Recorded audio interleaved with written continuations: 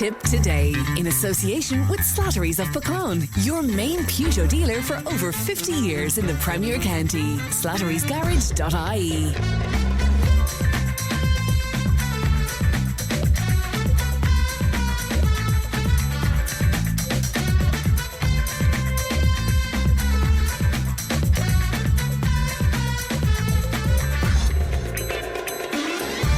Good morning, welcome along to Tip Today, 1800 938 007. Our free phone number won't cost you if you'd like to make a call to us. And Leanne is producing today. We're coming to you live from Pearse Street in Neenah, and it's great to be back, but it's very, very cold indeed.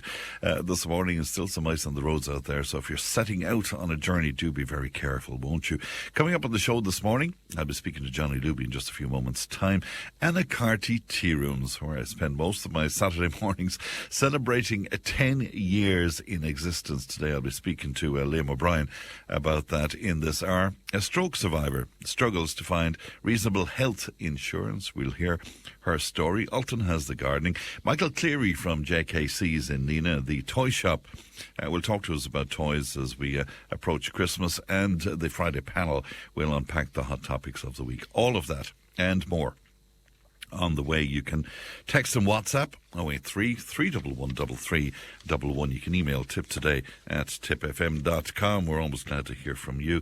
Let's have a look at the front pages of some of your newspapers today. The Irish Independent, their lead story: a Garda arrested over a missing €100,000 cannabis seizure is also being investigated for allegedly passing on sensitive information to a criminal gang. To the Irish Times and the Peter McVerry Trust, and that story is right across the newspapers today in different angles on it. The Irish Times telling us that fundraising for the Peter McVerry Trust has fallen from 15 million in 2022 to about 2 million for 2025, with an extremely cautious projection of just €500,000 for next year, politicians have heard. Also on the Times today, deep tensions over Brexit hampered the pandemic response in Northern Ireland and contributed to a disconnect between the approaches taken by the governments in Dublin and Westminster. The UK's COVID-19 inquiry has found.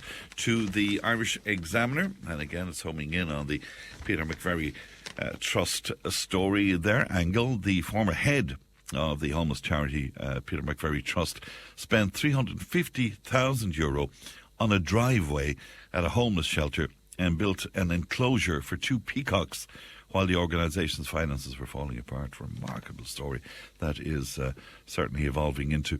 Also on the Examiner today, they're telling us that a robber was handed more than €6,000 at a bank in Cork after he presented a note that said he had a gun and gave precise instructions, concluding with the words, "Thank you, and I'm sorry for this," a court has heard. So an ordinary, decent criminal there.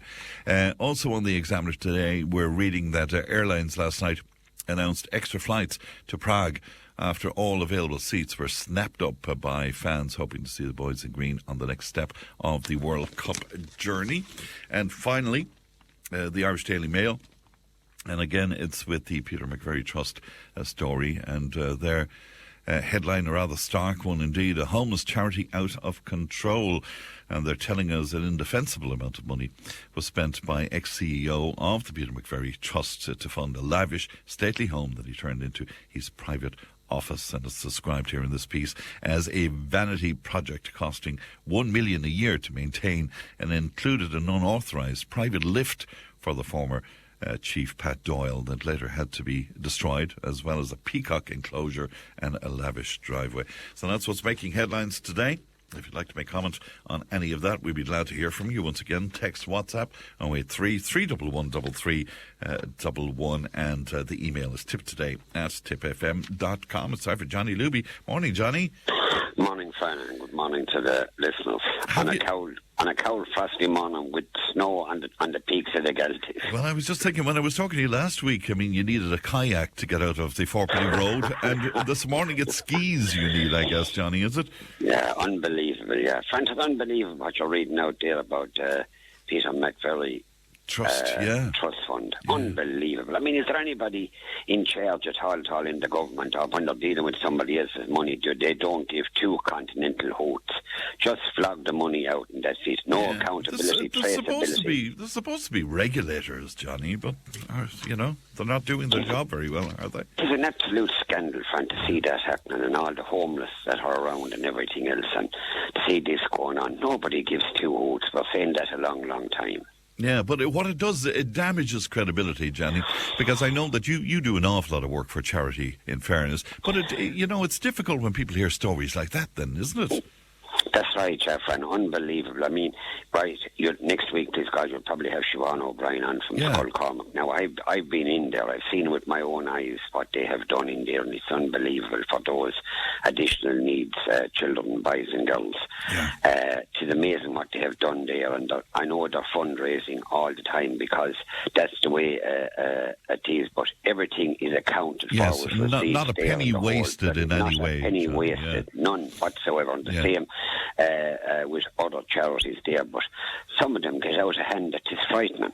Yeah, unbelievable. Talk to me about soccer. First of all, a marvellous victory indeed, but you're not too happy with the price of the flights, Johnny. And I was never going there. Were you not? No, but I think it's an absolute scandal. Of course, the government don't give two bloody hoots because, you see, roughly €800 now for a flight that was originally costing 140 and 150. Out of the 150, they would probably have €30 in VAT. Out of the 800, they have roughly, give or take, €200 in VAT. So the dearer things are, the more VAT that they have to try to keep the show on the road. It's an absolute scandal what's going on. And the cost of living here in Ireland and the cost of living out there, and hotel prices are gone up. Everything has gone up. They all it's like the All Irelands above in Dublin, or some gimmicks above in Croke Park there with singers and all of that thing. Yeah. Prices just go to the roof, and there's nobody saying, hey, hold on here, what's going on at all. Yeah, you see, they'll tell you that's justified because it's business, and, they're making the best of these opportunities. Making fortunes at the people's expense. I was telling a fella last night, was in the Bridge House, about flights and that. Hey, he said, listen, I'm going to go. I said, you're not going to Czechoslovakia. No, he says, I'm going to go to Portugal. He says, and watch the match from there and have the crack, he says, in the Leinster House and O'Grady's and Hickey's and the Black Stove, he says, and of course Eddie from Nina as well. They'll all be booming come the end of March, and the flights, this fire, I said to herself this morning, I just Googled her at 5 o'clock beside me in the bed, and I sent her a text, and she said, what are you texting me for? And she opened up the thing. I said, if we've any money at all, I said, we'd want to be booking Portugal now. I said, because there's a crowd going to Portugal, I said, to watch the soccer match. But anyway, that's the way it is. It's very good. I think there's only going to be 1,000 tickets available for that game in That's Prague. right, so, they've only 5% of the, which is 1/20 of 20,000 that it can hold, so that's 1,000 people roughly. Now, I presume that the crowd were playing the Czechs, they will be there to a man and a woman cheering it on. But it's not a bad look. I don't really follow the soccer. It's not really a bad draw for Ireland. I mean, I think they're ranked 45th or something in Ireland, or 54th. But then somebody just said, look at Portugal, where are they ranked? And the way that Ireland put manners on them. This is it, yeah. Yeah. Ireland are well capable of it, but it's going to be something to look forward to, and the pubs and every place elsewhere and clubs were booked out was it Sunday evening or Saturday evening? Sunday evening, I think it was, for the soccer game. It was unbelievable, Fran. I mean, Martin Brown was on to us. He wants to know, do you have a peacock enclosure on the Fourpenny Road? Jesus, I don't know. Actually, Martin is downgrading you because he calls it the Threepenny Road. yeah, that'd be him. But I wonder what's the female of must be a peahen. You have a peahen and a peacock. Peahen and a peacock. I have no idea, Johnny. I haven't either. A hen peacock. I'll tell you what, he's a hen peacock. Oh, is that it? Yeah. So they says that's I'll bow to your superior knowledge of posh birds. Oh, jeez, I'm married to one. She's gone to mess, so unless the butcher in Golden opens his beak, she'll know what's going on when she goes in for a bit of liver there. I was telling you about the liver one time. I hate about liver, Joe Johnny. Hammersley. Oh, But God. Jesus, fine, I love it. I got it the other day above with Joe Hammersley, and I said to him, is that man still coming in? That was there the year long ago, and I said to him, it's supposed to be, I said, I heard it on the television, that it's supposed to be great for a pound of it is supposed to be great for the sex drive. And your man comes in, he says, will you give me £3? He says, I have to go an awful long way for the sex drive. Can you believe that? I don't know. I love it. Tell me about the rugby, Johnny. At least you know more about rugby than you do about soccer. Yeah, like I told Tim Floyd, I said, stick with the singing. I said, you know nothing about Holland above in Newport. But anyway, that was a quarter pounder. But, the rugby was fantastic last weekend. Look, it wasn't a great game. The atmosphere wasn't hectic because they were expecting to beat Australia, and look, they've that out of the way. But the big one, of course, is tomorrow evening when they take on South Africa, who are the world champions. I genuinely thought that, look, it's going to be a toss-up, really, at out half between Sam Prendergast and, of course, Jack Crowley.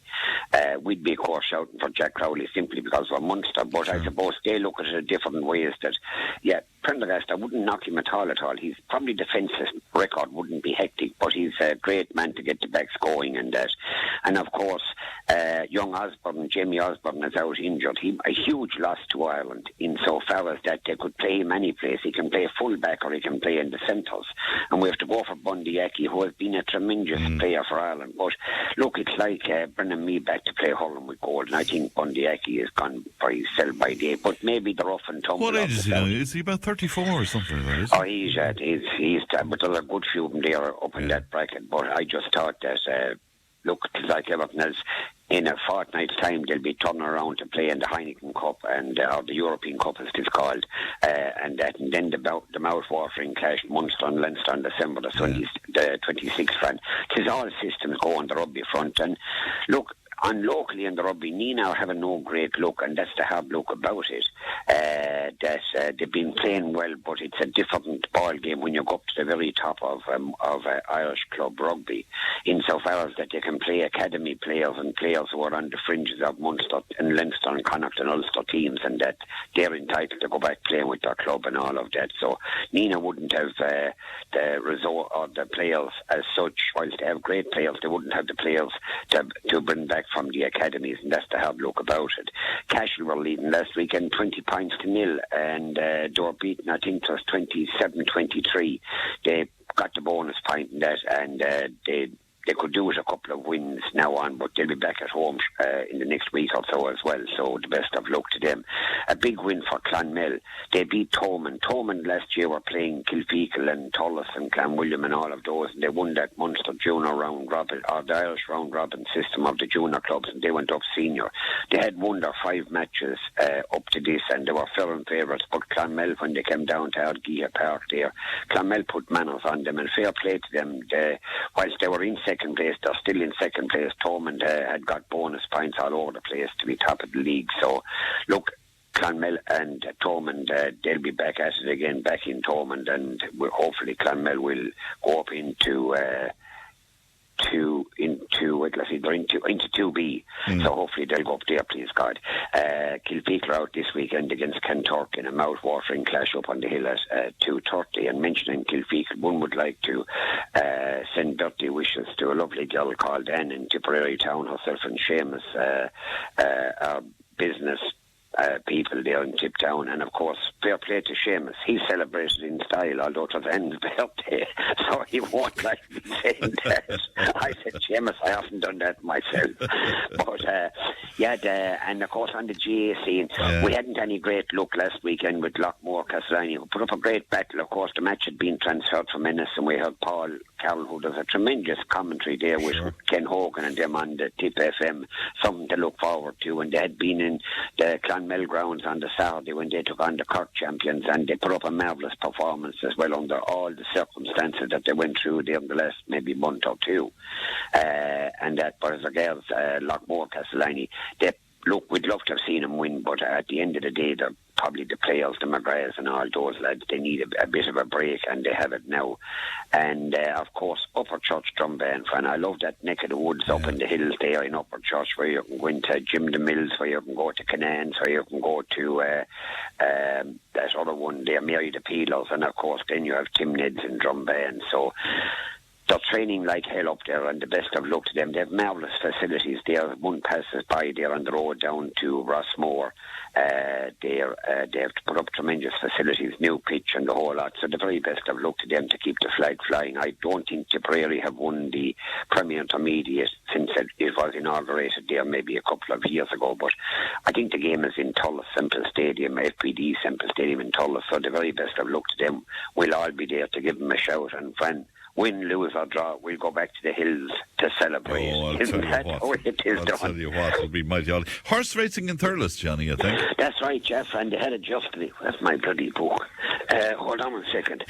I have to go walking for it. Yeah, we'll talk away among ourselves here. I'll talk as I see it here. Horse racing in Thurles yesterday, fine crowd there, and an 8 race card, and went off brilliant. They're racing again on Thursday next, please God, commencing about, well, you'll have to look at the time, it's maybe around 12:30, and that's next Thursday, and they don't race again then until December the 20th, when it is the Christmas meeting, which by and large could be all tickets, so you better start making inquiries there, because it's one of those wonderful days in Tipperary when we celebrate the week before Christmas with the horse racing in That's great. And speaking of which, it was great to hear about that funding being made available for Tipperary Racecourse there in Limerick Junction as well, Johnny.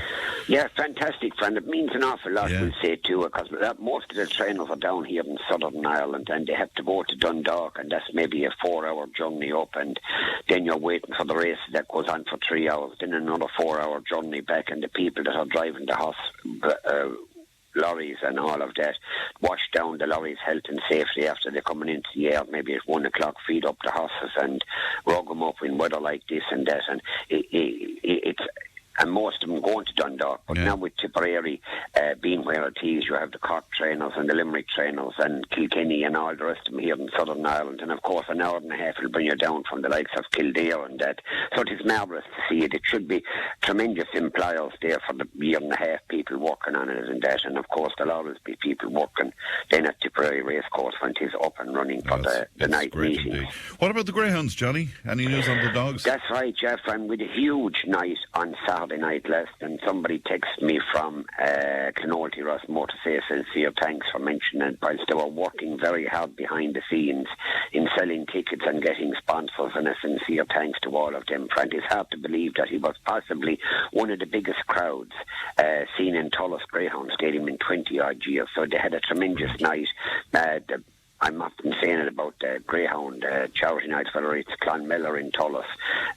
Everything depends on the effort that you put in. Well, they put in a huge effort, and they want to say thanks to everybody concerned. And of course, Fran, you had that famous Borlahan Duella draw 3 for €50. It's absolutely fantastic. And a free pint if you buy it off Tony Lacey's bear. You see, I had a ticket more or less sold to a fella. Yes. But then Germain sell it to another fella from Borlahan, because he said that I was gone from his business up and broadcasting about Lacey's and all that. And that's Trevor, of course, and so on. He had ticket bought me, and he hadn't bought it from somebody else, but that's neither here nor there. I'll be telling Mr. Lacey that because I sold the ticket, so there has to be a free pint anyway. Absolutely, yeah. Edward Hayden, do you want to talk to me about the Christmas cookery demonstration? Yeah, the cookery demo. It is on in the Hoss and Jockey Hotel on Monday night, next November the 24th. Tickets can be got at 0504 44 192, or you can go on to some other bit of a yoke. But anyway, that's give me that number again, Johnny. That was very quick. You did that. 0504 44 192. 192. All right. Okay. That's very. I think you're short a digit there. Are you? 0504 44 192. Yeah. Okay. All right. Duella Christmas tractor run then, Johnny? That's right, Jeff, and absolutely marvellous that they're putting a huge effort into raising funds. That's what they do when they go at it. Last year they done it for the hospice, and I think 2023 for the hospice and somebody else last year, and this year around they have put all their eggs into the basket of doing it for Skull Cormac Additional Needs School in Cashland. It's absolutely fantastic what they're doing. I said to a few lads that are involved, it's deeply appreciated. I said, just go in there, I said, into Skull Cormac and have a look around at where the money is being spent and that. And I said, they'll be absolutely thrilled. I said, whether it is €50 or €100 or a couple of thousand, whatever was raised, I said it's appreciated. So that's on the 6th of December. And they're on to us. They're meeting up at the Mart at 4 and they're leaving at 5 sharp, and they're telling you to light up your toy tractor. That's right, Jeff, and come here a minute. Yes. How's the grandchild doing? She's great. Absolutely great. I met her yesterday in the Talbot.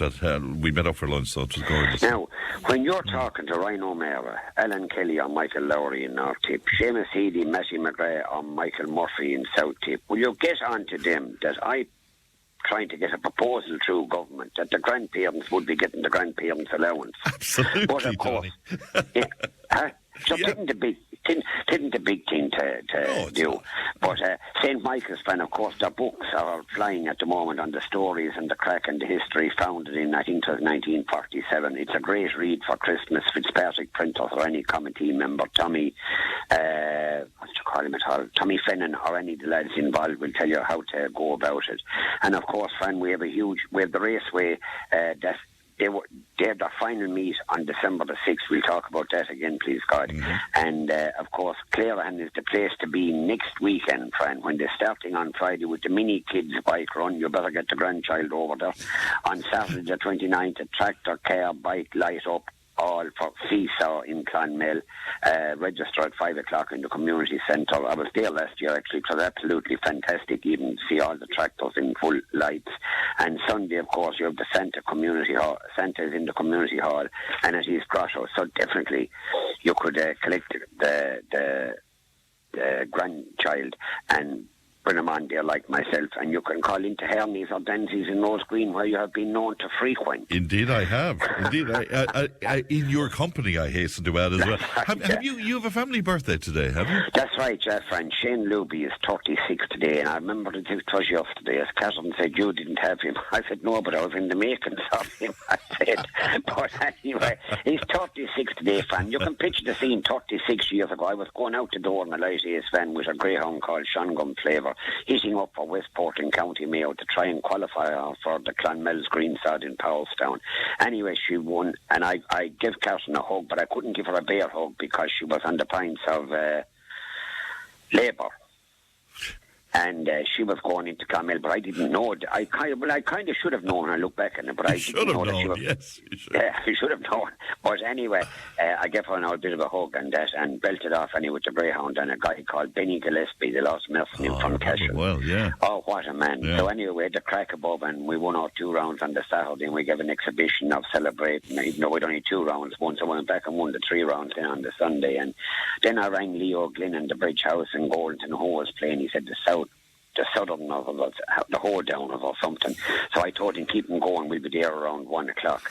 So we arrived in at 1 o'clock, myself and the greyhound and the cup and Benny and the whole bloody lot. But anyway, we left it maybe a couple of hours later, and I went in home, turned myself down on the couch and the greyhound beside me, and looking at the cup, weary-eyed. And the next thing is the phone rings about 7 o'clock in the morning. The mother-in-law, Mrs. Quirk, the Lord Nelson, one of the all-time greats from Mona May in Cashel. She said, happiest congratulations. Mrs., I said, it was absolutely nutty. Really, I said, she's walking 7 mile a day. I said, for the last 2 months. I said, she runs up and down Tommy Stack's scallops. I said, she's as fit as a bloody fiddle. And she said, how is she now? I said, she's fine. I said, she's here beside me on the couch. I said, her legs are up in the air and my hand is on her belly. And she said, I said, Mrs., I'm telling you something confidentially. We're thinking of going again, I said, in five weeks. God, she said, I'm only your mother-in-law until a bit soon. No, Mrs., I said, not at all. Anyway, she said, how is she here beside you on the couch? She said, when did she come out? I said, when did who come out? She says, Catherine. "Oh, Jesus, miss," I said, "I thought of the bloody greyhound you were talking about." "I'll fake you, Johnny Luby." I said, "Mrs. hold on," I said like that. Hold on. I said, "What had we?" She said, "Bye." I said, "Mrs. thanks very much." That's Shane Luby. And he's the only one of the 2 or 3 of them that I know his birthday. Because I did say the 19th of November being a day of renown, Luby and his greyhound, they left Golden Town. The greyhound in the back, he soon sailed forth. Later that day, he arrived in Westport. But Fran was wonderful. I said, she won the cup, thanks be to God. She's qualified now for Clonmel Greenside. You can hear the roars when the date will come. Come on, you Daisy, come on, Shango. But anyway, Fran, those were the days. What a great story. What a brilliant story altogether. Would you say hello to Paddy down in Fremont in County Cork? Because I meet him every so often, and he is a huge fan of yours, and he tunes in from County Cork every Friday morning to hear you. My God, hello. He's the man who wrote the poem about you. Do you remember? Christ, yeah. Oh, Jesus, do you remember the man said whatever for this? Yeah, down in Springmount also. Fremont, that's right, yeah. And Fran, I must say hello as well to, just hold on 1 second. That's okay. You work away. It's only live radio, Johnny. No, come here a minute. Are you smoking while you're talking to me? No, I'm not, Fran. No, I'm drinking coffee here. I want to say hello to Michael Collins. There's a couple of Michael Collinses down in Bench, but this other Michael Collins, he tunes in every Friday morning and he'd always have a cut at me. You never give me a mention, ranting as he's one of the all-time greats. He comes into Sir Rollins on a Wednesday evening and does his split the bucket. And didn't he have Kilfeacle Rugby Club split the bucket? Didn't he have to win it 3 times? Did he indeed? Well, fair play to him. Fair play to him. I know, yeah. Dennis was on to us from Clonmore, and he wants advice for you. He wants to know, were you ever in Czechia before, and if so, could you recommend a good Irish bar in Prague? No, don't do it to me. No, I was never. It is an awful name for it. Is that Czechoslovakia? No, it's the Czech Republic, basically, but Czechia it's called, yeah. Or they deal in the Ruban deal. Do they? You know, yeah. This is value for money. Now I don't care.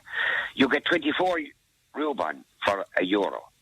Right. So if you've been out €100, you get 2,400 Rubans, and it's in change like €1. Imagine carrying them around in your pocket. You want to have a belt around the bridges, Johnny. Anyway, Frank, I have to go, Johnny.